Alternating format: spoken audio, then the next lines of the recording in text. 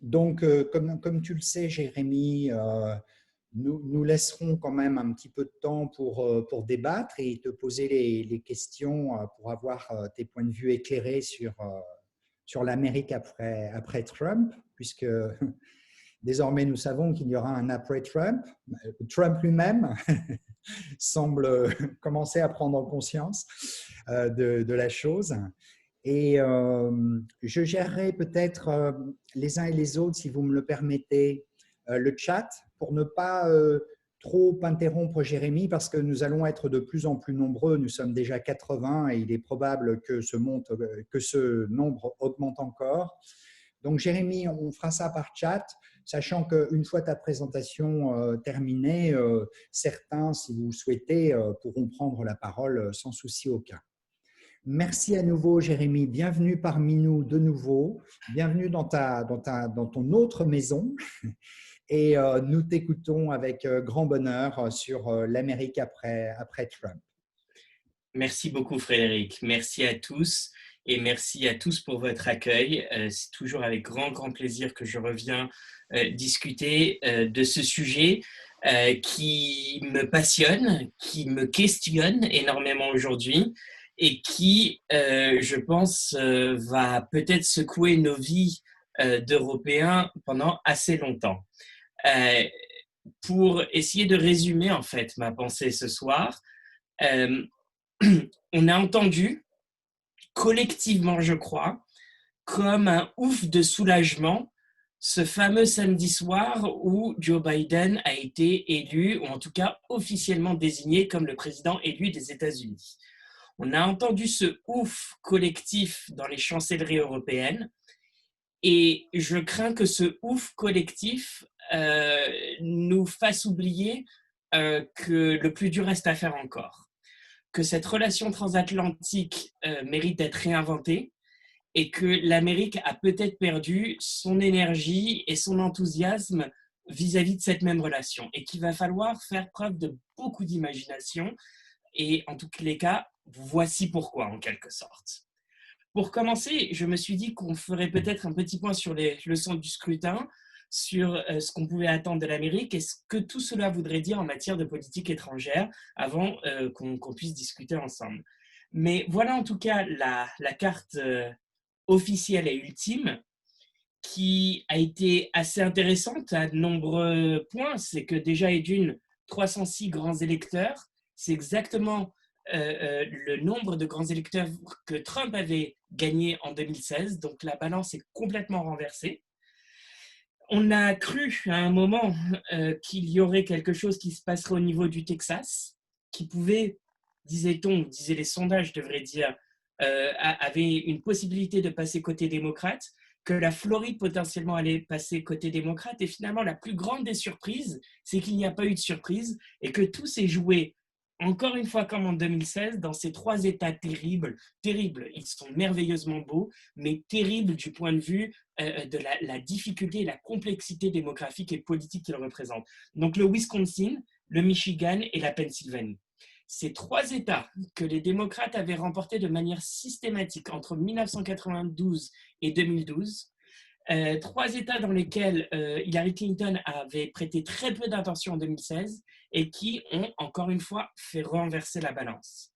Et ils sont intéressants, ces trois États, parce que, je dirais, ils sont principalement peuplés de ces populations qu'on dirait les losers de la mondialisation, les grands perdants de la mondialisation, et les oubliés, en tous les cas, de cette mondialisation. Et c'est encore eux, finalement, qui ont décidé du destin de l'Amérique, y préférant Joe Biden, parfois par une marge plus importante qu'en 2016, par rapport à Donald Trump. Donc voilà, en tout cas, l'état des lieux du scrutin. Est-ce que, enfin voilà, la big picture, si j'ose dire, comme on dit en bon français, n'est-ce pas?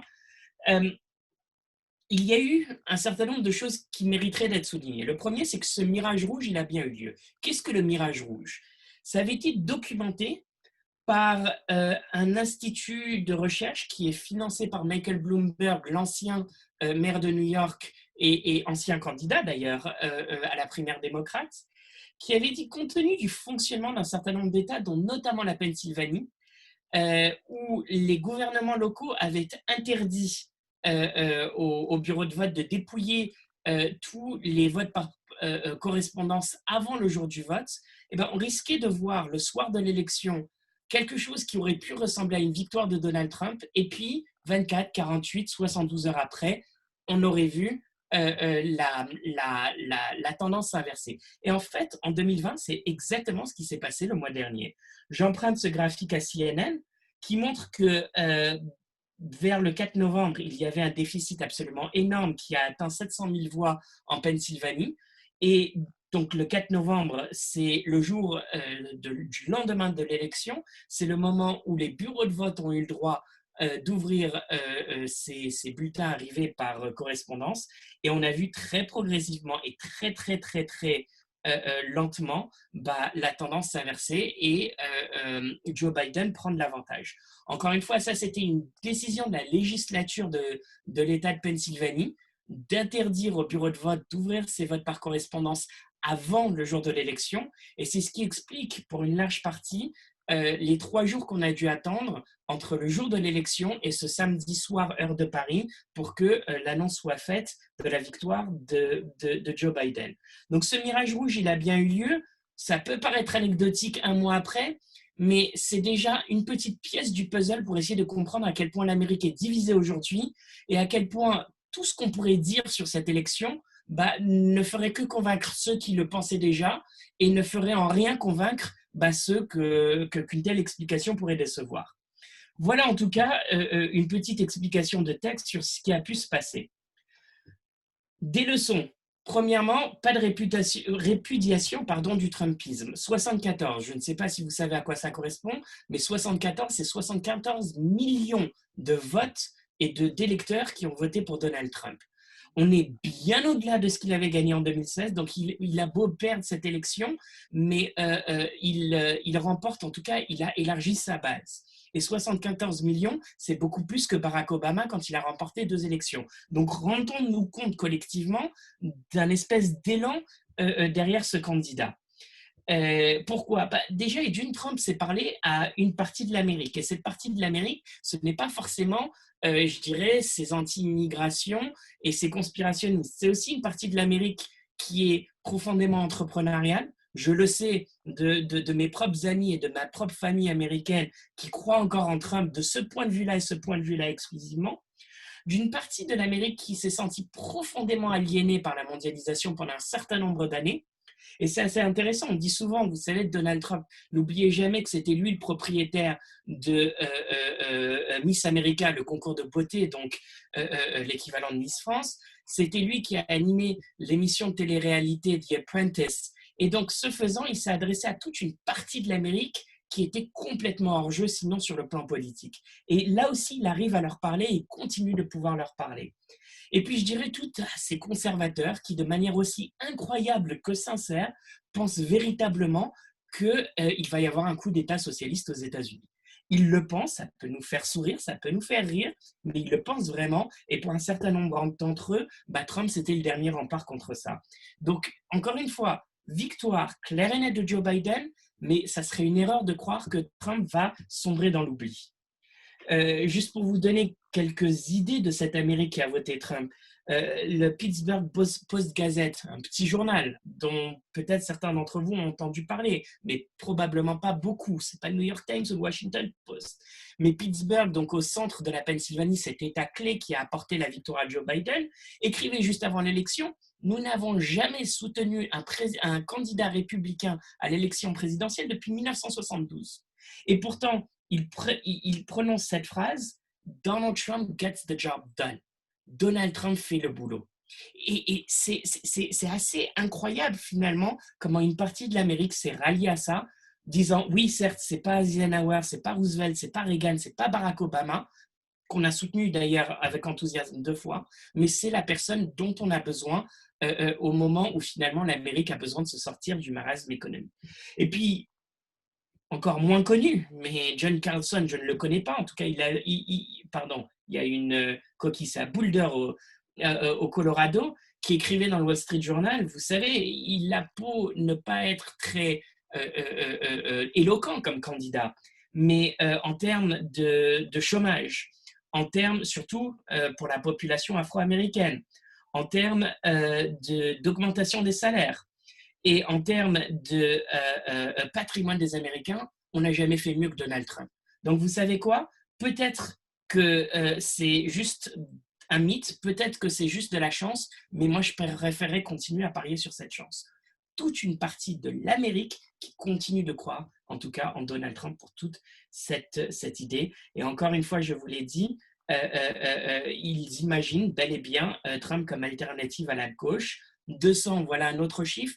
200, c'est 200 millions de dollars que Donald Trump a levé en termes de fonds depuis le 3 novembre. Vous m'avez bien entendu, depuis la fin de la campagne qu'il a perdu, il a continué à lever 200 millions de dollars. C'est important pour lui parce qu'il a beaucoup de dettes, dont des dettes personnelles et des dettes de campagne, mais c'est aussi potentiellement un trésor à garder dans la perspective de 2024 parce qu'il y pense. Un certain nombre de médias américains imaginent qu'il pourrait quitter la Maison-Blanche donc le 20 janvier comme la Constitution lui oblige, aller à Mar-a-Lago, son fief en Floride, et essayer de tenir un événement rival à l'inauguration de Joe Biden, justement pour annoncer son intention de rester dans la vie politique américaine.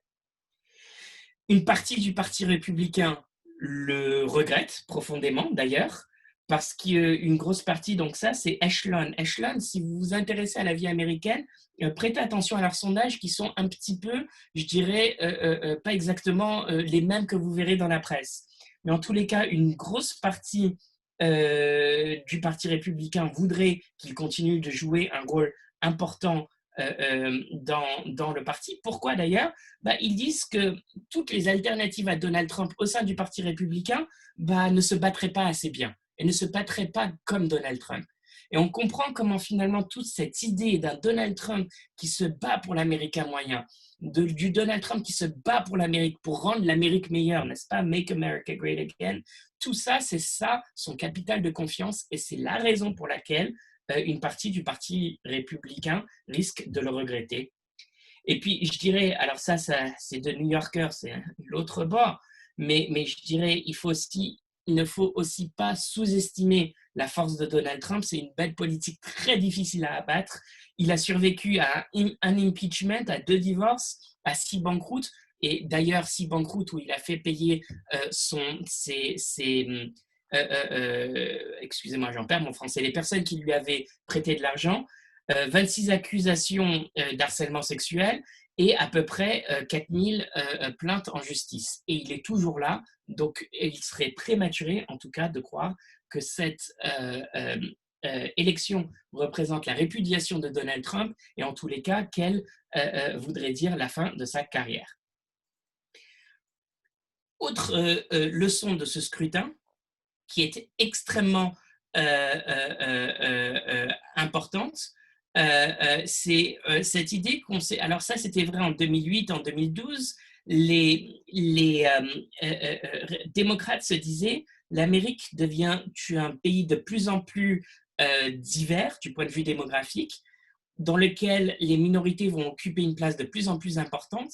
Et fait absolument remarquable, ça veut dire que la population blanche va perdre sa majorité, et ça veut dire que pour nous, démocrates, parce que les minorités nous prêtent plus leur confiance qu'au Parti républicain, la Maison-Blanche devrait nous être assurée. Eh bien, dans les faits, ça s'avère probablement un peu faux. Regardez les voteurs latinos, encore des données d'Echelon. Quand vous prenez un certain nombre de questions qui sont importantes pour elles, côté droit, côté propriété privée, et ainsi de suite, eh ben, ces électeurs latinos ressemblent assez aux indépendants, aux centristes, et ressemblent assez à ces fameux électeurs des banlieues américaines qui ont souvent été les décideurs de l'issue de ces élections, voulant dire ils sont beaucoup plus conservateurs qu'on ne le croyait. Et donc ça aussi, les démocrates vont devoir faire attention parce qu'ils s'imaginaient à la tête d'une coalition naturelle de toutes les minorités qui leur assurait des victoires faciles à toutes les élections présidentielles américaines, et on est en train de se rendre compte qu'en fait, ces minorités s'avèrent autrement plus conservatrices qu'on ne le croyait sur un certain nombre de questions. Par exemple, ne plus financer la police, par exemple, imaginer un pouvoir et un parti tout-puissant, et ainsi de suite. Et puis, il y a cette dernière leçon du scrutin aussi.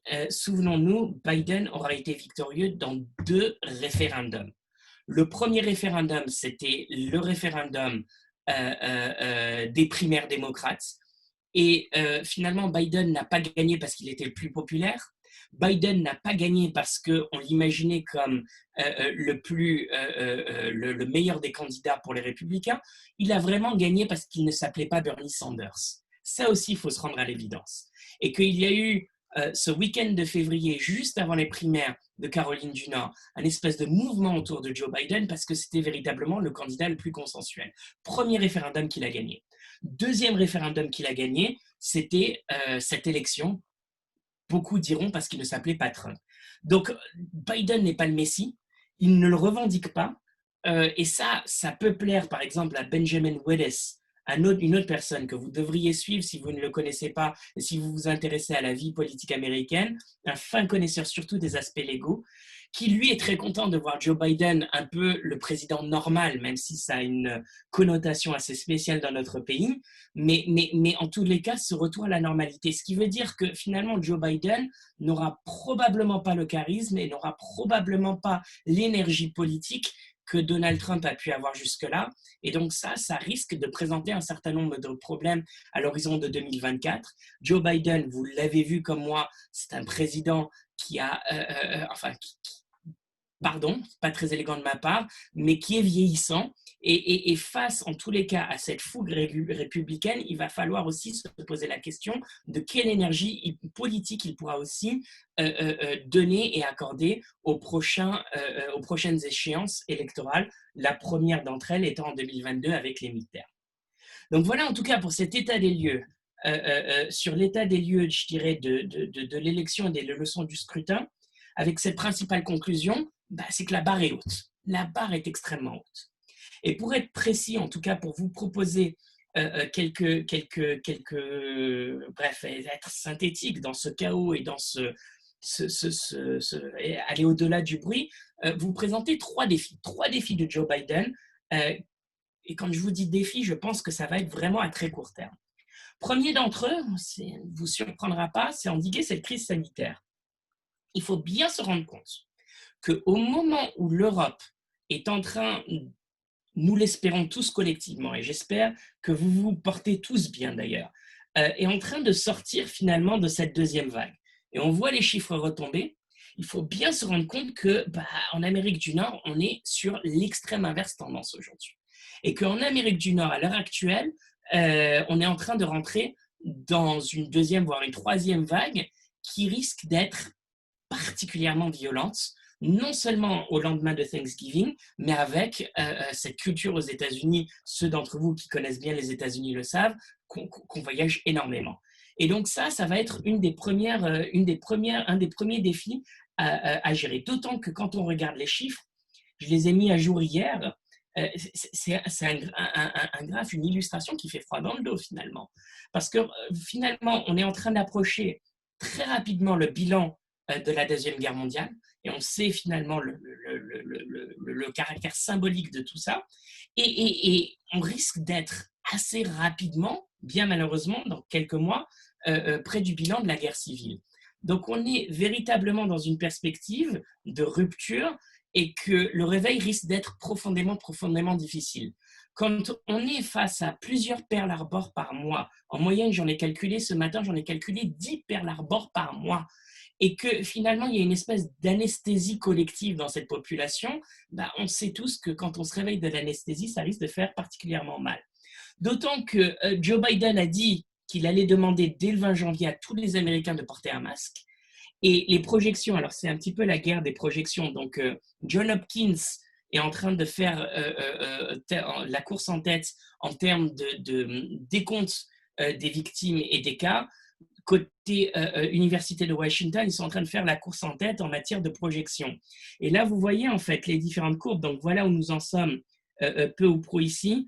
Et ils disent que même finalement en imposant les masques, vous êtes sur le vert ici, on pourrait arriver dès avril, et avril, là aussi, la symbolique est importante, ça correspond à peu près aux 100 premiers jours de Joe Biden, on pourrait arriver juste sous la barre des 500 000. Et encore une fois, 500 000, c'était le nombre de victimes pendant la guerre civile. Tout ça, c'est une symbolique et une charge extrêmement importante, en tout cas pour Joe Biden et pour sa capacité, en tout cas, à convaincre l'opinion publique, surtout l'aile gauche de son parti. Deuxièmement, donc, endiguer la crise, première priorité. Deuxième priorité qui n'est pas indépendante, c'est relancer l'économie. Alors, vous savez, il y a une vieille plaisanterie parmi les économistes qui est qu'à chaque crise, nous réapprenons notre alphabet. Et nous nous demandons, la reprise sera-t-elle en V, sera-t-elle en U, sera-t-elle en W, bon, bref.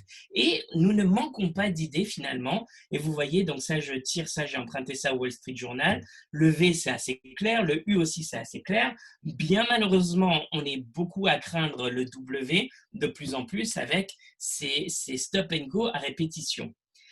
Il y a eu un autre scénario qui a fait surface à la faveur de cette crise sanitaire, c'est celle du swoosh. Swoosh, c'est le nom qu'on donne au logo d'une grande marque de chaussures de sport, n'est-ce pas? Et donc, cette idée de dire, ça risque de ressembler à un V au début, mais finalement, des espoirs énormément déçus à la fin. Et on le voit sur le plan de l'emploi, par exemple. Effectivement, il y a eu cette reprise extrême, une chute vertigineuse, 20 millions d'emplois détruits, grosso modo, entre avril et, avril et juin 2020. Une reprise depuis juin, mais il nous manque encore, le New York Times en faisait sa une samedi dernier, encore 10 millions par rapport à la chute de février, encore 10 millions. Et un économiste de UBS estime que sur ces 10 millions, la moitié risquerait de ne pas être recréée. Donc on a toute une partie de la population qui reste sur le bas-côté de la route. Inutile de vous rappeler qu'on est aussi dans un pays dans lequel il n'y a pas les mêmes filets de sécurité et donc que toutes les discussions autour des plans de relance, des plans de stimulation de l'économie jouent un rôle fondamental parce qu'ils permettraient à un certain nombre d'Américains de continuer à vivre. Et là, on est quand même face à un problème absolument énorme en termes de capacité, en tout cas, de cette économie de continuer à fonctionner. Donc, voilà en tout cas la perspective d'une économie en swoosh. Donc, il faudrait potentiellement des nouvelles recettes, en tout cas un grand plan de relance pour essayer de leur venir en aide. Mais il y a un troisième scénario au-delà du V, au-delà du swoosh, qui devient encore plus inquiétant pour l'économie américaine, c'est celle de la reprise en K. Et vous allez me demander, mais qu'est-ce que ça veut dire la reprise en K? Eh bien, c'est toute une partie de la population et toute une partie des pans économiques qui rebondit assez rapidement et assez bien, et toute une partie de la population et toute une partie de l'économie qui connaît une continue descente aux enfers en quelque sorte.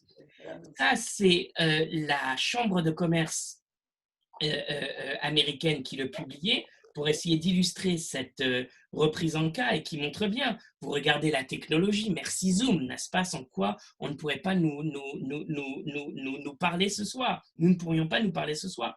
Une partie du retail, surtout en ligne, une partie des logiciels, effectivement, connaissent une reprise rapide et corollaire, bien entendu, toutes les personnes, les cols blancs qui travaillent dans ces services-là, et puis toute une partie de l'économie qui continue de connaître sa descente aux enfers, bien entendu tout ce qui relève du tourisme, une partie du divertissement et des restaurants aussi qui connaîtraient cette descente aux enfers, ce qui expliquerait que de manière ultime, Axios, une autre source que je vous conseille vivement, nous expliquer que voilà tout le paradoxe, c'est que les grandes entreprises, les investisseurs, tout va très bien pour eux, mais eux ne peuvent plus sortir, ne peuvent plus dépenser leur argent. Et en plus de ça, les statistiques du gouvernement risquent aussi d'être biaisées. Déjà, et d'une, parce que le gouvernement fédéral a beaucoup de mal à mesurer l'évolution du chômage aujourd'hui aux États-Unis à cause de la pandémie. Et en plus de ça, parce qu'il y a tout, alors ça c'est le vieux débat parmi économistes, mais qui se pose particulièrement là, toute une partie de la population américaine qui a quitté le marché du travail et qui donc ne fait plus partie des chiffres officiels du chômage. Voilà en tout cas le deuxième défi de Joe Biden, essayer de dépasser la reprise en cas, en tout cas essayer de relancer l'économie et essayer de dépasser la reprise en cas. Troisièmement, réconcilier le pays. Réconcilier le pays. Ça, c'était juste avant l'élection et ça m'a fasciné. Un sondage du FT et de l'Institut Peterson qui a posé donc un échantillon représentatif d'Américains. Est-ce que vous pensez que nous nous portons mieux depuis l'arrivée de Donald Trump? Alors, je veux dire, on aurait voulu l'inventer, on n'aurait pas pu. Il y a 32% des Américains qui pensent que oui, nous nous portons bien mieux sur le plan économique.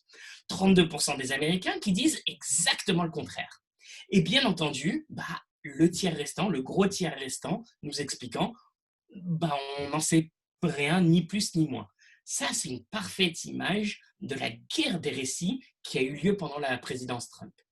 Une partie de la présidence, de ses soutiens, en tout cas une partie de l'Amérique, les soutiens de Donald Trump, vous dira, vous savez, Donald Trump, il a quand même été président avec Barack Obama pendant la plus longue expansion de l'histoire des États-Unis, 128 mois. 128 mois, c'est 8 de plus que le précédent record qui avait lieu juste après la fin de la guerre froide. Donc franchement, qu'est-ce qu'on pourrait lui reprocher? Cette crise sanitaire n'était en rien de sa faute. Façon de voir les choses. L'autre tiers de l'Amérique qui vous dira, regardez cette gestion calamiteuse de la crise et de la pandémie, finalement lui donner crédit sur la gestion de l'économie, c'est peut-être passer un petit peu trop rapidement sous silence cette possibilité, d'ailleurs cette lecture bien américaine et bien anglo-saxonne de l'économie, qu'il n'y est strictement pour rien et que c'est de la chance. Guerre des récits, première source en tout cas des divisions dans le pays. J'aime beaucoup ce graphe, encore Echelon, je leur fais beaucoup de pub, mais ils le méritent.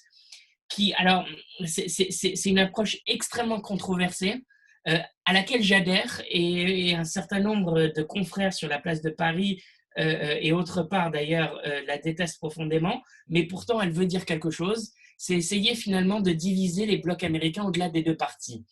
Et donc il y aurait ce parti nationaliste, effectivement, que Trump incarne assez bien, ce parti républicain à la Reagan qui existe encore conservateur, un espèce de parti centriste assez là, c'est le train à grande vitesse, incarné par Michael Bloomberg. Effectivement, ce parti centriste, je n'oserais pas dire macroniste, mais presque, en termes de réforme, un parti de gauche habituel avec Barack Obama et le parti vert avec Alexandria Ocasio-Cortez, dont vous avez entendu parler de nombreuses fois, effectivement. Voilà les chiffres d'après leur sondage, et c'est assez édifiant parce que les amateurs de théorie des jeux ou de sciences politiques experts de coalition se demanderaient où est-elle la coalition.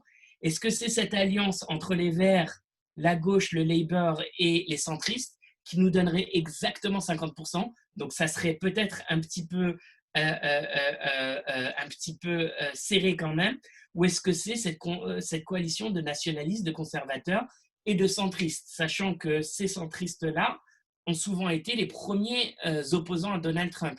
Donc on voit cette espèce de jeu très bancal finalement des alliances politiques et je dirais une énorme difficulté à imaginer où se situe ce centre de gravité. D'ailleurs, le centre de gravité est probablement ici, mais c'est probablement le moins bien représenté politiquement aujourd'hui aux États-Unis.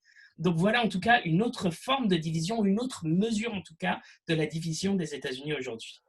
Et puis, troisième idée, c'est que finalement, alors le comité éditorial du Wall Street Journal, pour ceux d'entre vous qui ont lu le Wall Street Journal cette dernière année, savent comme moi qu'ils ont été particulièrement peu généreux envers Joe Biden, qu'ils ont dit tout le scepticisme qu'ils avaient vis-à-vis de cette présidence, et qui disait le 30 octobre, quand ils sentaient bien que le vent était en train de tourner, qui disait finalement, d'accord, ça serait une présidente Joe Biden, mais énorme contradiction, c'est que finalement, excusez-moi, finalement,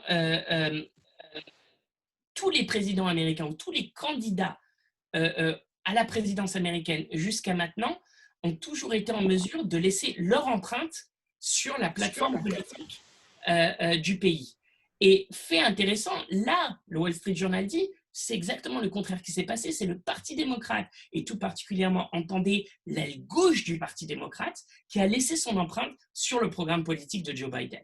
Ça aussi, ça va être une troisième chose à régler, c'est que beaucoup de gens qui sont sceptiques mais pas hostiles à sa présidence sont persuadés, encore une fois avec toute la sincérité du monde, que Joe Biden arrive à la Maison-Blanche avec une bande de gauchistes. Et ça pose un certain nombre de problèmes, je dirais, à ce centre et à ces républicains qui auraient été ouverts, en tout cas, à cette perspective, exactement ce que le Wall Street Journal disait le 30 octobre. Enfin, réconcilier le pays, ça va être dur. Alors, le Washington Post faisait ce petit sondage la semaine dernière. 249 républicains dans la Chambre des représentants et au Sénat. Seulement 25 disent ouvertement ou acceptent ouvertement que Joe Biden a été élu. 90% refusent de se prononcer. Et il y en a deux, de la Chambre des représentants Arizona et Alabama, qui décrètent que Trump a gagné. Donc, alors prêtez attention, 8 décembre, cher Frédéric, on a bien choisi la date parce que c'est aujourd'hui finalement qu'il n'y aura plus de retour en arrière du point de vue du collège électoral. C'est pratiquement officialisé, même si on aurait pu dire ça il y a quelque temps. Il n'y aura pas de retour en arrière, mais il y a encore un parti républicain qui refuse d'avouer la défaite. Et ça, c'est quand même, je pense, sans précédent, en tout cas à l'époque contemporaine, dans la démocratie américaine. Voilà pourquoi, en tout cas, la barre est haute. 3 défis, la pandémie, l'économie, réconcilier le pays. 3 énormes défis. Et ça risque d'occuper Joe Biden pendant ces 100 premiers jours et probablement bien au-delà. Conclusion. L'Amérique dans le monde. La conclusion, elle s'impose un peu d'elle-même, bien malheureusement. Ceux d'entre nous qui attendons des miracles, ceux d'entre nous qui imaginons que l'Amérique va revenir et que tout va très bien se passer, que c'est la fin d'un cauchemar et que nous allons tous nous réveiller un peu à l'image du roman de Philippe Roth, Le complot contre l'Amérique. Et je voudrais bien vous en dire quelques mots si j'y pense à la fin de ce roman. Je pense qu'on se met le doigt dans l'œil. Si c'est ça notre conclusion, on se met le doigt dans l'œil, il n'y aura pas de retour en arrière. Voilà une première preuve dans tout ça. Si vous devez lire un article, lisez celui-là, de la semaine dernière du Wall Street Journal, qui expliquait que finalement, quand on écoute l'équipe de Joe Biden, oui, certes, il y a un certain nombre de discours qui changent sur la mondialisation, mais l'empreinte de Donald Trump est profonde et incontestable. Il y a des raisons évidentes pour ça. Rappelez-vous, je vous ai dit, cette élection, elle s'est jouée dans le Wisconsin, en Michigan et en Pennsylvanie, là où il y avait les principaux perdants de la mondialisation, les oubliés de la mondialisation. Joe Biden le sait tout particulièrement, et donc il lui sera très difficile de changer la donne sur la question de la mondialisation, de changer l'approche américaine sur la question de la mondialisation, parce que politiquement, c'est très dur à faire. Et qu'aujourd'hui, l'idée que l'Amérique a été, ce qui est fondamentalement faux d'un point de vue économique, mais a été fondamentalement, comment dirais-je, volée par la mondialisation, est devenue une partie de l'ADN et de la réflexion américaine en la matière. Tout ça s'inscrit dans un débat sur le découplage économique qui est fondamental, qui fait peur, et cette idée de dire la mondialisation, ça a toujours été une question d'interdépendance, qu'on a toujours dépendu les uns des autres. Et bien aujourd'hui, un certain nombre de stratèges à la fois chinois et américains commencent à se poser la question. On en avait des preuves, ne serait-ce qu'en termes d'échanges commerciaux. Ici, un pic à 61% en 2008, juste avant la crise de 2008. Il y a eu un plateau, et bien entendu, la crise et la pandémie n'a rien facilité, en tout cas à cette reprise, mais on a bien l'impression d'avoir atteint un plateau en tous les cas, et le leadership américain en la matière risque de se faire de plus en plus petit. Pour nuancer et pour être sûr qu'on ait toutes les données en tête, effectivement, le rebond du commerce international est en tout cas plus évident et plus clair qu'en 2008. Donc, vous avez en gris ici le rebond du commerce international qui a été assez lent, et celui-là qui est beaucoup plus définitif. C'est clair que ces confinements à répétition, ça a été une volonté politique tout à fait légitime et compréhensible, mais c'était une volonté politique, et ce n'était pas forcément à cause de mauvais fondamentaux économiques. Donc, il y a peut-être aussi des raisons d'espérer. Mais politiquement, en tous les cas, la philosophie, en tout cas, elle a beaucoup de peine à changer. On a beaucoup de peine à changer de logiciel intellectuel par rapport à Donald Trump. Pareil, de même, quand on parle de la relation avec la Chine, fait fondamental. Vous savez, il y aura un changement de tonalité de la part de cette administration. Joe Biden n'est pas du tout d'accord avec les moyens qui ont été utilisés, mais je n'ai entendu aucun conseiller de Joe Biden nous dire aujourd'hui qu'ils étaient en désaccord avec les objectifs affichés de Donald Trump. Et que finalement, cette relation, ce bras de fer et ces tensions avec la Chine ne vont pas disparaître du jour au lendemain. Voilà ce que Eli Ratner, un des principaux conseillers de Joe Biden sur la Chine, disait, c'est que cette concurrence, finalement, elle ne se fait pas exclusivement sur le terrain du commerce international, elle se fait aussi du point de vue de la technologie, du point de vue du militaire, du point de vue économique, du point de vue même idéologique et diplomatique, ce qui voudrait dire que finalement, à la limite, Joe Biden ne se concentrerait pas seulement sur le volet du commerce international, mais sur beaucoup d'autres volets aussi, ce qui rendrait ces tensions encore plus faciles, bien malheureusement, à entretenir. Le début du découplage, on en a parlé, il est en train d'avoir lieu. Intel est en train de rapatrier une partie de sa chaîne de production au Texas. Ça date de mai, avec la bénédiction du gouvernement et de l'administration Trump. Ce découplage, là aussi, au-delà du commerce international, est en train d'avoir lieu et ça pose un certain nombre de questions, encore une fois, sur la volonté américaine de jouer un rôle de gendarme et de préserver cette mondialisation telle que nous l'avons connue jusqu'à maintenant. En tout cas, l'analyse du rapport risque-bénéfice est en train de changer profondément à Washington, qu'on soit démocrate ou républicain. Et on est en train de le voir que ce découplage, c'est pas seulement le commerce international, c'est pas seulement au niveau des chaînes de production, c'est aussi au niveau de la gouvernance des entreprises. Vous avez peut-être été nombreux à suivre l'épisode de TikTok, donc ce réseau social chinois. Donald Trump et son administration lui a demandé à cette entreprise de devenir pleinement américaine. Aujourd'hui, il y a un certain nombre d'obstacles judiciaires sur la volonté qui s'impose, en tout cas, et qui empêchent Donald Trump d'imposer sa volonté. Mais en tout cas, quand vous êtes une entreprise aux États-Unis et que vous n'êtes pas américain, ça pose un certain nombre de problèmes en tous les cas, et que vous risquez de vous retrouver le doigt dans un engrenage assez difficile à gérer à terme. Et l'interférence ne fait que commencer. Alors, fait remarquable, c'est qu'effectivement, on a vu les tentatives de ce gouvernement Macron, de cette présidence Macron, d'essayer de faire avancer le dossier de la taxe digitale. Fait encore plus remarquable, on a vu un consensus émerger dans la classe politique américaine, c'est assez rare pour être souligné, pour accuser les Français de protectionnisme. Mais fait encore plus remarquable dans tout ça, c'est que ce consensus dans la classe politique américaine est en train de les pousser à regarder d'autrement plus près quelque chose que je n'avais pas anticipé, tous ces géants de l'Internet, Google en premier, et peut-être Facebook demain, Amazon et Apple, ça viendra ensuite sans aucun doute, mais en tous les cas, là aussi, cette interférence politique en matière de politique économique et potentiellement avec toutes les ramifications en termes de politique étrangère et des bras de fer que ça pourrait représenter avec l'Union européenne, ça aussi, ça restera sur un des principaux dossiers, en tous les cas, de cette administration Biden. Puis enfin vient la question du retour dans l'accord de Paris. Très clairement, il l'a acté, il l'a dit.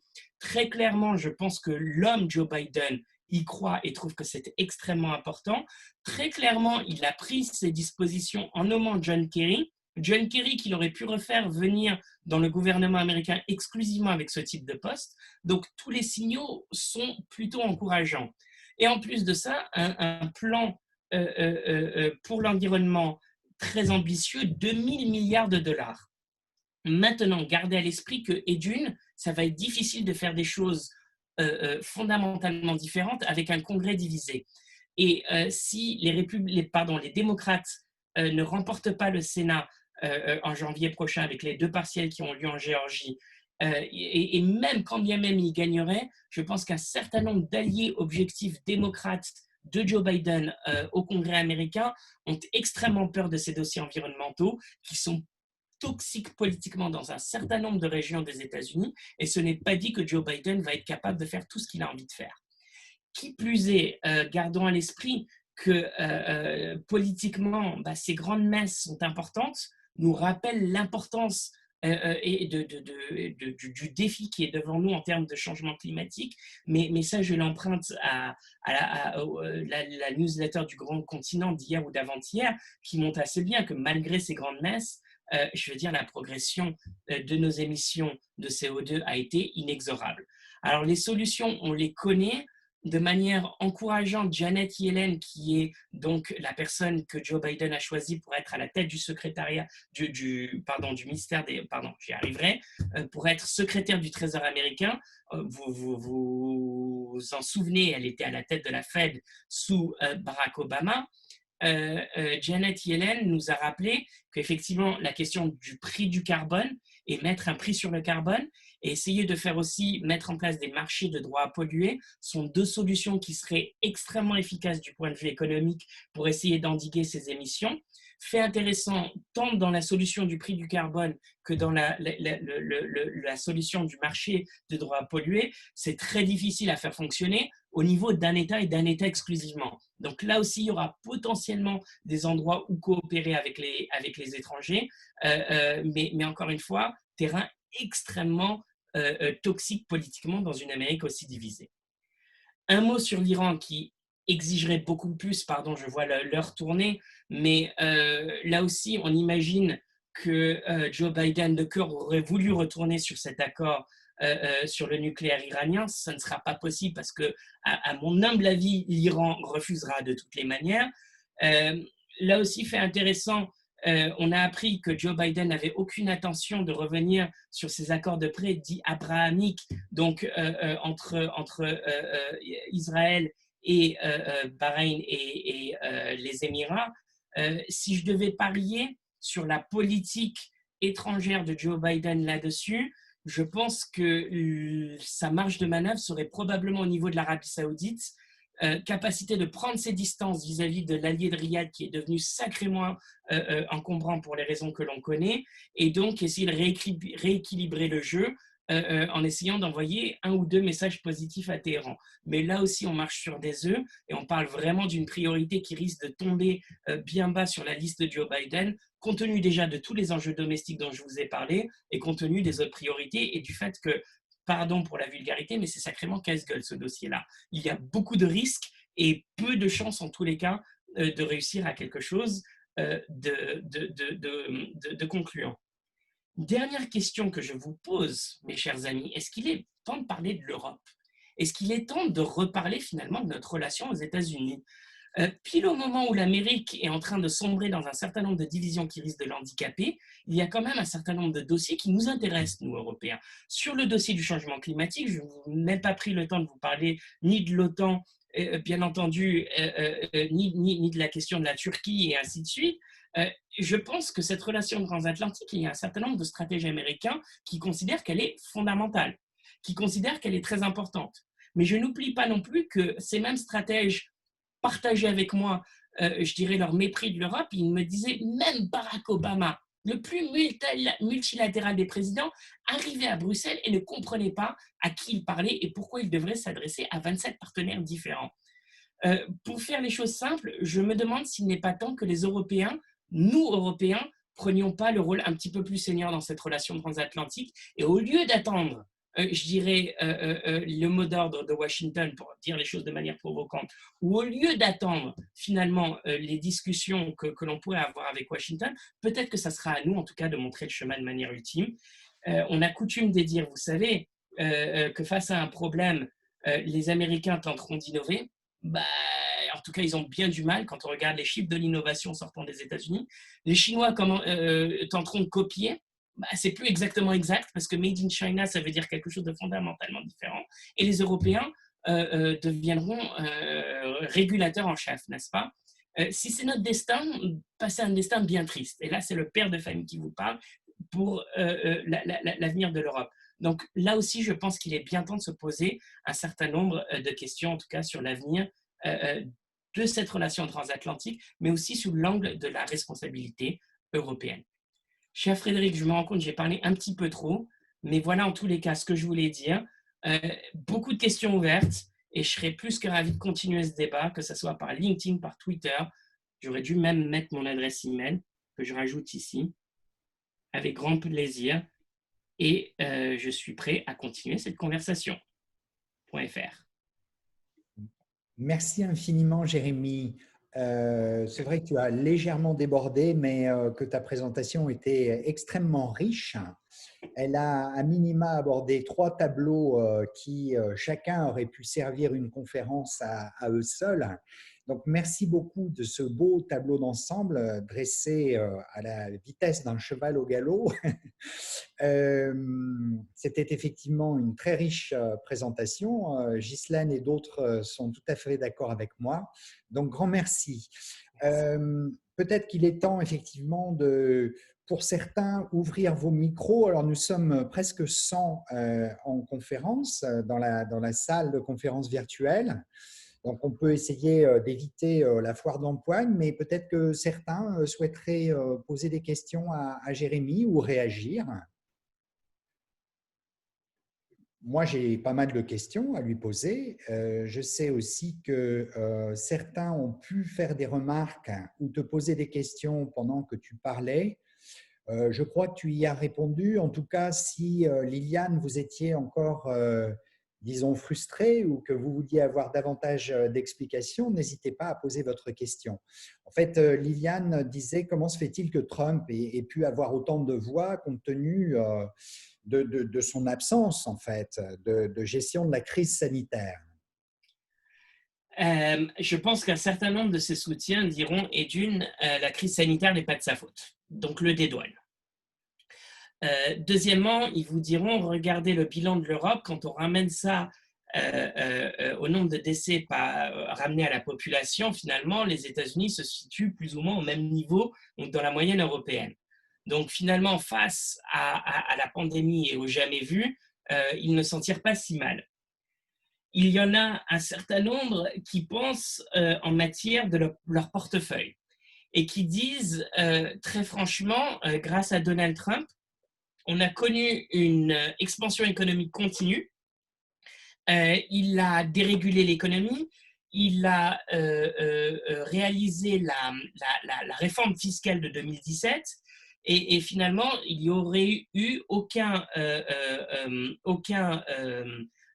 démocrate qui aurait été capable de faire la même chose. Vous, analystes, qui prédisiez l'effondrement de l'économie une fois que Donald Trump était élu. Vous aviez complètement tort. Donc, il y a cette troisième catégorie. Et puis, il y a cette quatrième catégorie qui a une peur, mais immense, de l'aile gauche du Parti démocrate. Voilà. Et donc, quand on réunit ces 4 catégories de la population, je ne parle pas des conservateurs et des évangélistes et voilà, qui voyaient en lui, en tous les cas, la personne qui a respecté sa promesse, surtout de nominer des juges conservateurs à la Cour suprême, ce qui pourrait changer en tout cas la face de l'Amérique pour la prochaine génération. Il a respecté cette promesse-là. On arrive en tous les cas à 74 millions. Et c'est important, je crois, pour nous, Européens, de se rendre compte qu'il pèse autant pour ne pas, je dirais, idéaliser l'Amérique. Ne pas la diaboliser, mais ne pas l'idéaliser non plus. J'espère que j'ai répondu à votre interrogation, madame. Ghislaine te demande si elle a bien compris également. Joe Biden continuera une politique relativement semblable à celle de Trump vis-à-vis de la Chine en les pointant du doigt. Oui, oui. Alors, les objectifs seront les mêmes. Peut-être qu'il y aura un changement comment dirais-je, j'y arriverai, de discours. Une approche plus diplomate, en tout cas dans le discours, et quand même je dirais une vision plus stratégique de la chose.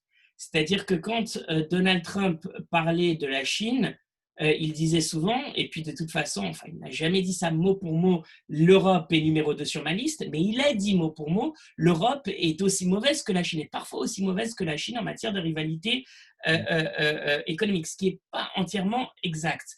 Donc j'imagine que Joe Biden va essayer de construire des coalitions à la fois pour exercer des pressions très ouvertes sur Pékin et peut-être des coalitions pour influencer Pékin de manière plus diplomatique. Donc effectivement, ça changera sur le plan de l'approche diplomatique et sur le plan de l'approche, je dirais, globale politique. Mais les États-Unis continuent de croire que la Chine est une menace. Alors, si tu me permets, je vais user de mes prérogatives pour te poser une question, toujours dans cette lignée-là. Il y a quelques années, c'était même, je crois, la première conférence que j'avais organisée. Jean-Marc Daniel, mon distingué collègue de l'ESCP et ton camarade en économie, avait parlé, je ne reprends pas ces termes exacts, mais d'une certaine manière d'une association de malfaiteurs, en tout cas pour l'Europe, entre la Chine et les États-Unis, qui finalement avaient des intérêts à la fois croisés et des objectifs similaires. Qu'est-ce qui s'est passé depuis ce temps-là ? Je rappelle que cette conférence avait eu lieu, alors d'abord sur la guerre monétaire, il s'agissait de guerre monétaire internationale, et puis d'autre part que cette conférence avait eu lieu il y a 3 ans. Donc, depuis, de l'eau a coulé sous les ponts. Mais à l'époque, en tout cas personnellement, il m'avait convaincu. Et donc, que s'est-il passé ? Alors, c'est intéressant parce que je pense que l'Amérique s'est un peu réveillée. C'est un peu réveillée aussi de sa propre naïveté, dans la mesure où un certain nombre de dossiers liés à la Chine, alors il y a tout un dossier sur l'espionnage chinois aujourd'hui qui est encore tombé dans la partie Californie, qui touche toute une partie du pouvoir américain en Californie, victime de l'espionnage chinois. Tout ça, c'est une réalité. Et je pense que si on ne comprend pas qu'il y a une alliance, en tous les cas, objective entre Washington et Bruxelles, pour dire les choses de manière simpliste, pour essayer de préserver un certain nombre de règles tant qu'il est encore temps, eh bien, c'est accepter le risque que ça soit la Chine qui prenne l'avantage, et elle aurait tort de ne pas le faire finalement, n'importe quel autre pays l'aurait fait, et impose ses propres règles. Et ça, je crois que c'est un petit peu le problème auquel nous, Occidentaux, nous faisons face. C'est que si nous ne prêtons pas attention finalement à cette montée en puissance de la Chine, on risque de devoir abandonner un certain nombre de principes sacro-saints en matière de droit de propriété intellectuelle, en matière de stabilité monétaire, en matière… Voilà. Alors, le pendant de tout ça, c'est de se dire, oui, mais faisons attention, parce que la Chine, le président Xi à Davos en 2017, c'est lui qui nous dit qu'il faut préserver la mondialisation. Ce même président à la tribune des Nations Unies qui nous dit la guerre contre le changement climatique, elle commence maintenant. Et c'est mon pays qui va la mener. Donc, je suis conscient de l'ambivalence de tout ça. Mais je pense qu'il y aurait matière, en tous les cas, à essayer de dialoguer avec la Chine. De toute façon, sa montée en puissance est inéluctable. Je pense que les Chinois peuvent comprendre un certain nombre de choses sur, je dirais, l'intérêt qu'ils ont à préserver cette mondialisation-là. Mais il y aura nécessairement, en tout cas, un bras de fer qui va s'enclencher. Et j'espère avoir répondu à ta question. Oui, oui, tout à fait. Oui, c'est très intéressant. Et c'est vrai que je pensais que comme ça, ce jeu de tu me tiens, je te tiens par la barbichette, mais qui était finalement plutôt favorable aux deux pays, aurait pu continuer encore longtemps au détriment, nous disait mon collègue, au détriment d'ailleurs du Japon, au-delà même de l'Europe, du Japon, de la Russie et de l'Europe. Et à l'époque, il avait parlé d'une alliance sacrée, si tu veux, entre ces 3 blocs, et puis le bloc sino-américain. Mais une fois encore, c'était d'autres temps et d'autres lieux, et peut-être aussi un peu de naïveté américaine possible. Si tu me permets, bien qu'on ne l'ait pas abordé, mais tu l'as dit en conclusion, tu ne pouvais pas tout aborder, François te pose une question sur, justement, puisqu'il s'agit d'alliances ou de mésalliances internationales, sur la Turquie et la position de Biden sur la Turquie, en particulier sur sa place au sein de l'OTAN.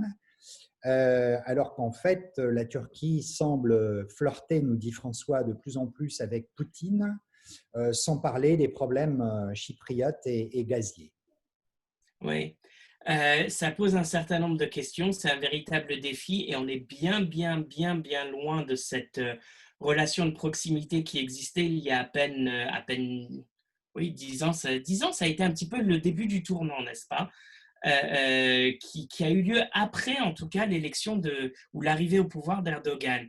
Je pense que c'est ce genre de problèmes qui sont des épines dans le pied des stratèges américains, qui ont eu beaucoup de mal à l'époque à comprendre pourquoi l'Union européenne n'a jamais admis la Turquie dans l'Union européenne, qui aujourd'hui, je pense, voit d'un œil extrêmement méfiant Ankara, qui effectivement se rapproche de la Russie de Poutine, qui lui achète des armes. Il n'y avait pas plus tard que la semaine dernière un éditorial dans le Wall Street Journal qui appelait la nouvelle administration Biden à punir Ankara pour ses achats d'armes.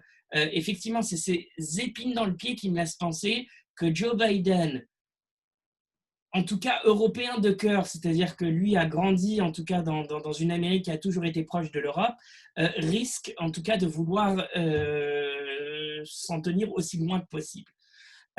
Pour lui, les véritables enjeux, ils se situent à Pékin, ils se situent au niveau climatique, ils se situent d'abord et avant tout à la maison. Et c'est vrai que je crains que pour nous, Européens, on ait à voir à régler ces problèmes nous-mêmes, parce que je vois mal aujourd'hui l'Amérique dépenser un centime ou n'importe quelle once d'énergie sur ce problème-là. Un autre sujet, alors il y a plein de questions qui sont, je dois dire, toutes plus intéressantes les unes que les autres, mais qui ouvrent aussi des vrais sujets. Pierre te demande ce que tu penses. Tu n'as pas parlé de la vice-présidente. Oui, elle joue un rôle important, il a raison d'ailleurs. Ouais. Je l'ai oublié. Ouais. Il Non. a bien raison. Première femme à accéder à cela. Importance d'autant plus grande qu'il y avait eu un sondage en septembre qui considérait que, enfin, une majorité d'Américains considéraient que Joe Biden n'irait même pas au bout de son mandat. Ce qui est remarquable pour un président qui a quand même gagné de manière assez incontestable, ce qui voudrait dire qu'elle serait la numéro 2. Donc, en tout cas, il y a eu une petite pression sur sa personne. Elle pourrait jouer un rôle politique primordial. Pour rappel, aujourd'hui, le Sénat américain, dans cette nouvelle session qui va commencer en janvier, est à 50 contre 48. Il y a encore 2 États ouverts en Géorgie, partiels qui auront lieu début janvier. Je me refuse à faire n'importe quel pronostic parce que de toute façon, ça ne voudrait rien dire. Mais dans la perspective où lesquelles les démocrates gagneraient les 2 sièges de Géorgie, ce qui serait assez inédit, mais pas complètement ahurissant, compte tenu des mouvements actuels qu'on est en train de voir.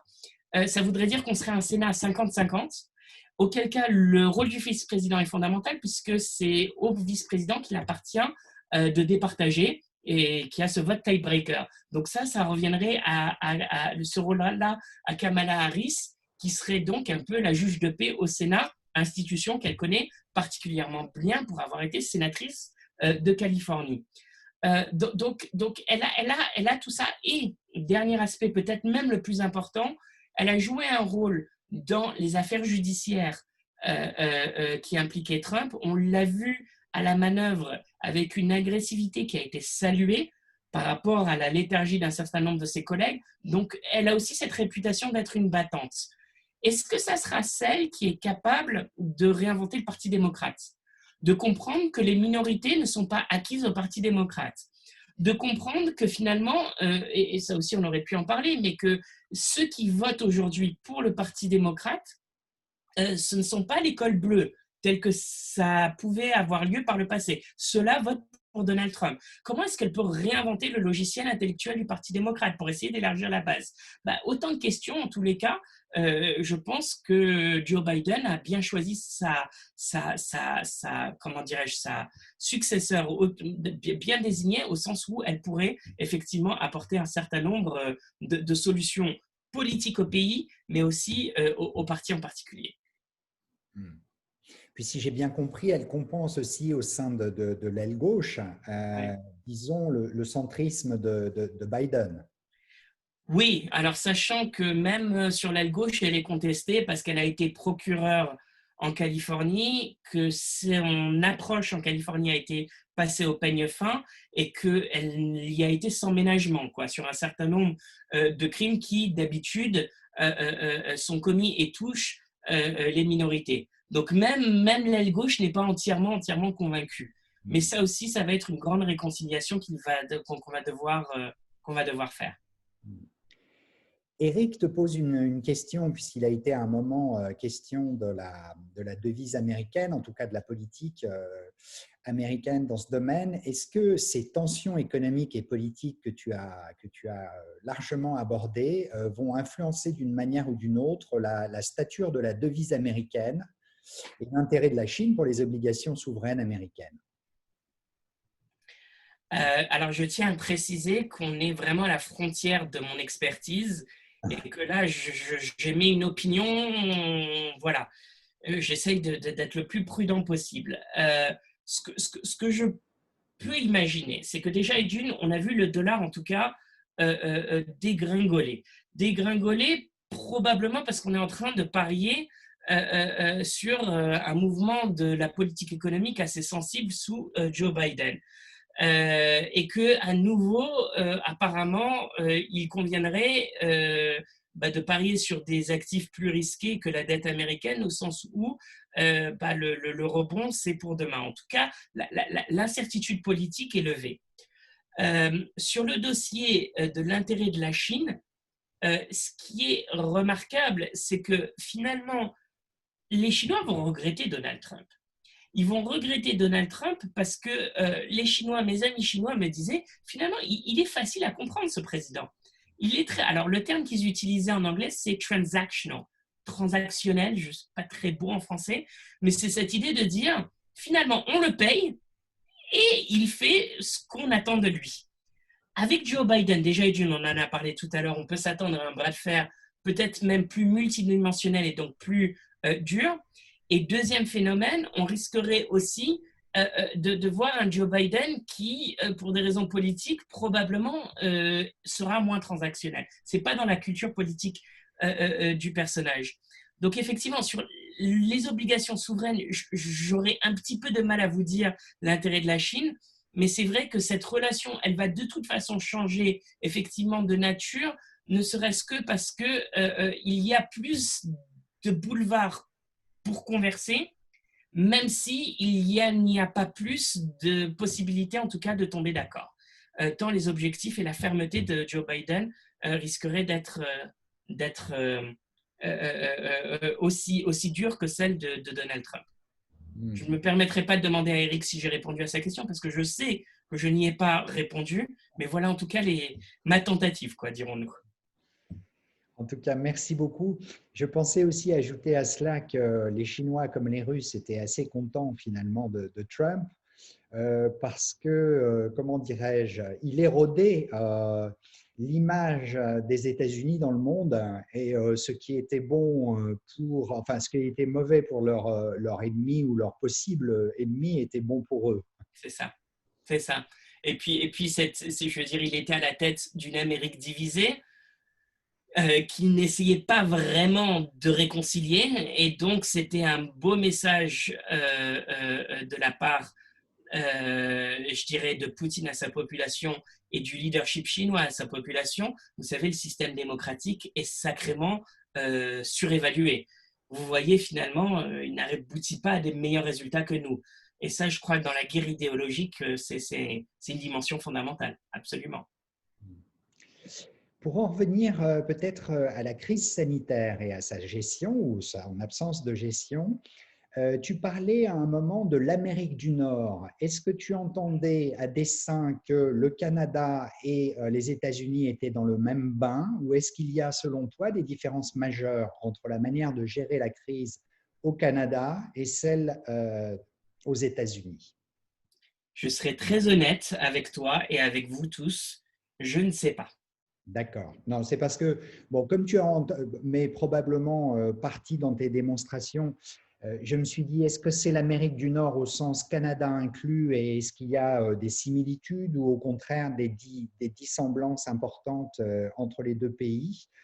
Et puis alors peut-être une question un peu abrasive ou avocat du diable. Est-ce que de ton point de vue, puisque tu es vraiment spécialiste de ces questions, on peut retirer quelque chose de positif concernant la gestion de la crise sanitaire? Est-ce qu'il y a finalement une ou quelques bonnes pratiques, soit des politiques américains, soit de la société américaine en ce qui concerne la gestion de la crise sanitaire dont nous pourrions nous inspirer, nous? Alors, c'est une sacrée bonne question.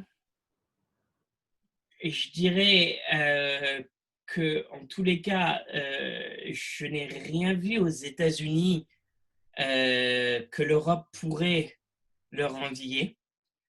Je pense qu'il y a eu aux États-Unis peut-être beaucoup plus, et là aussi c'est peut-être abrasif, mais un débat, je dirais, sur les libertés publiques, avec tous les excès que ça a engendré, mais un débat plus prononcé sur les débats, sur le liberté publique.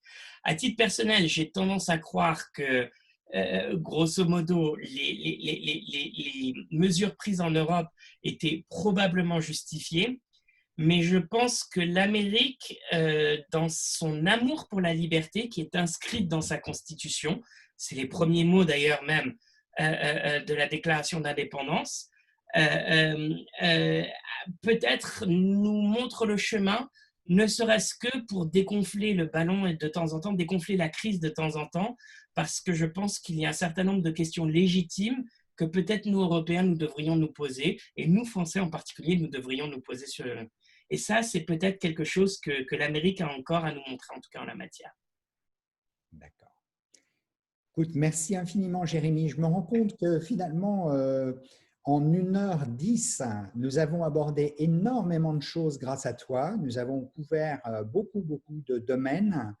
Peut-être une ou deux questions pour finir, si certains veulent prendre la parole et qu'ils ont vraiment des questions, des questions brûlantes qu'ils souhaiteraient poser à Jérémy et dont je ne me serais pas fait le relais. Je vous en prie. Et Frédéric, juste pour dire, je serais ravi aussi de continuer le débat au besoin. Voilà mon adresse email qui est sur cette première page juste ici. D'accord. Et je suis à l'écoute. Très bien. Y a-t-il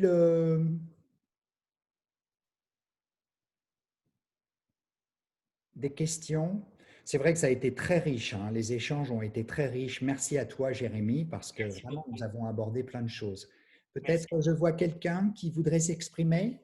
Allez-y, hein, n'hésitez pas, on a encore un peu de temps, 5-10 minutes. Donc, si vous souhaitez encore poser une ou deux questions.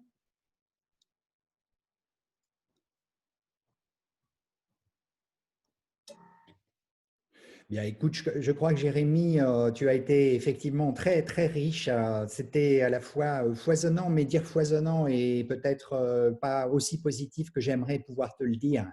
C'est en réalité, tu as abordé énormément de tableaux dont il est question aujourd'hui en ayant un point de vue expert et en ayant un point de vue extrêmement bien renseigné.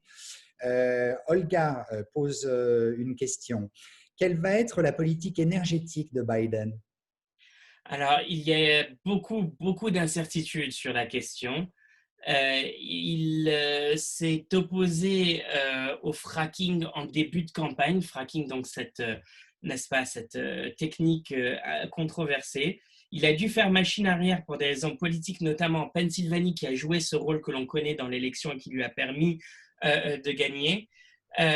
Sur la question du nucléaire, par exemple, je sais son équipe assez attentive sur toutes les questions qui pourraient lui permettre d'innover en la matière et d'essayer finalement de développer des choses à plus petite échelle que ce que le nucléaire exigerait.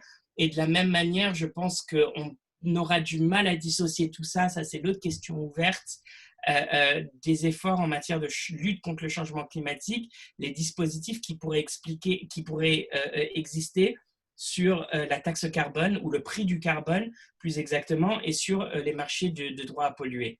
Donc voilà, ça c'est un peu les 3 axes à surveiller. À titre personnel, je n'ai pas trouvé beaucoup de cohérence ou quelque chose de clairement exprimé sur ce sujet, mais en tous les cas, voilà les 3 grands morceaux, à mon avis, à surveiller. Très bien. Sophie pose une question qui, de mon point de vue, est très technique. C'est Eric qui pose à nouveau une question qui me paraît être assez technique.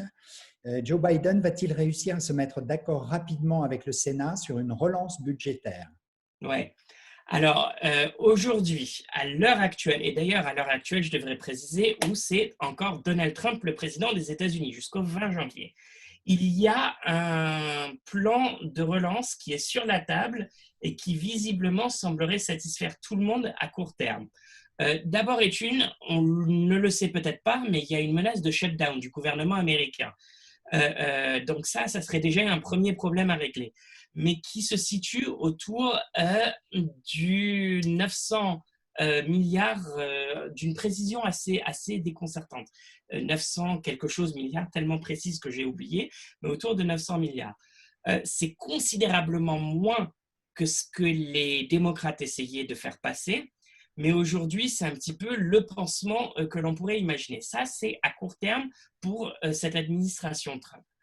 Une fois arrivé à la Maison-Blanche, pardon, effectivement, on peut imaginer que Joe Biden essaye de trouver encore un autre accord sur la relance budgétaire.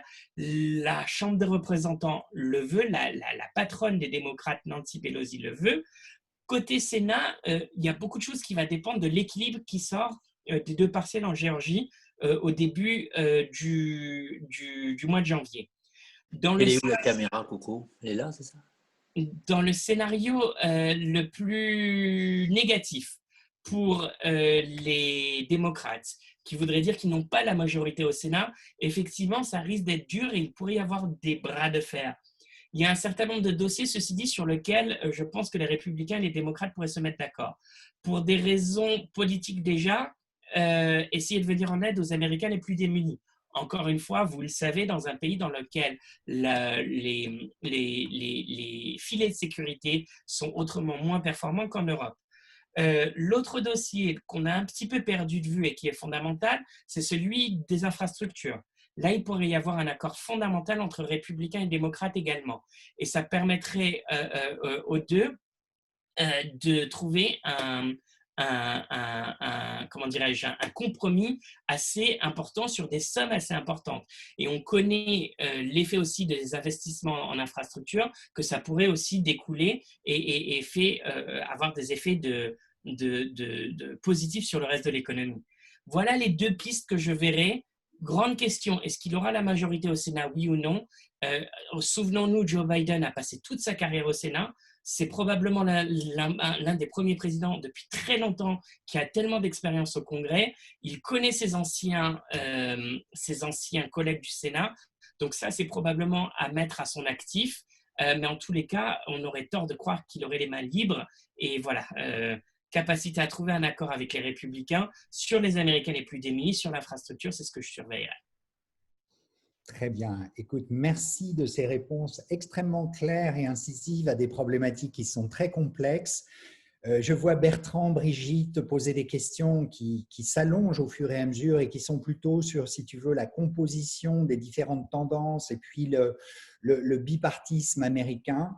Peut-être que je vais les laisser reprendre contact avec toi s'ils le souhaitent pour qu'on arrête à ce niveau-là la conférence. Avec plaisir. Il y a une très longue liste de remerciements de nombreux auditeurs, de nombreux participants qui te remercient pour la richesse et l'intérêt de cette conférence. Je te remercie moi-même au nom de l'association. Nous sommes toujours très heureux de te retrouver et chapeau et bravo pour cette belle synthèse dans un environnement ô combien multifactoriel et complexe.